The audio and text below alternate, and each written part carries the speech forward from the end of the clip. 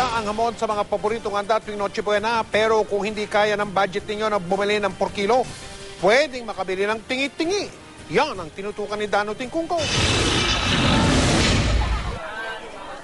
Dinadagsa na mga tindahan ng hamon ilang araw bago magpasko. Sa isang sikat na tindahan ng ham sa Quiapo, siksikan na ang mga parokyano na galing pa sa malalayong lugar. Si Norman Vega na lumuwas pa galing Morong Rizal, nagtiyaga makabili lang. Tiis pa rin dahil masarap kasi. At saka talaga bang tradisyon nyo na kada Pasko meron hamon dapat sa lamesa sa Noche Buena. Nakaugalian na po namin. Si Victorino Ilagan galing naman sa Batangas. Naghintay raw ng 4 na oras para sa binibiling 10 kilo ng ham. Ay dito taong kami nabili ng panregalo sa mga binibigay din sa mga tao. Pero kung kulang ang budget, makakabili naman ng tingi-tingi gaya ng 1/4 lang na kilo ng ham. Ang scrap Chinese ham mabibili ng 740 pesos kada kilo. Pinaka mabili sa amin yung Chinese ham. Yun talaga ang inaano nila dyan.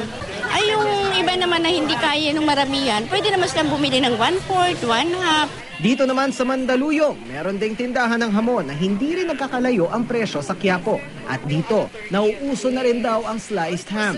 Para kanino naman itong hamon na ito? Ito po ay para sa mga nanay din na medyo abala, maraming gagawin sa Noche Buena. Mas okay po na bilhin to.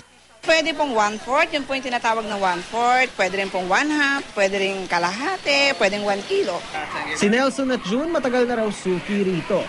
During Christmas is special one no? So, pagka Christmas, hamon ang isang inihahanda mo and magandang pang regalo. Nakakatipid siya sa trabaho. Dati buko binibigyan niyo, pero ngayon slice naman. Pares din naman eh. Kahit saan man daw sila dalhin ng kanilang mga paa, basta makapag-uwi sila ng hamon, okay na raw sa kanila. Paniwala kasi na ilang mga suking nakausap namin, hindi lang simpleng karne ang hamon, kundi paghain na rin ito ng tradisyon. Dano Tingkungko, nakatutok, 24 oras.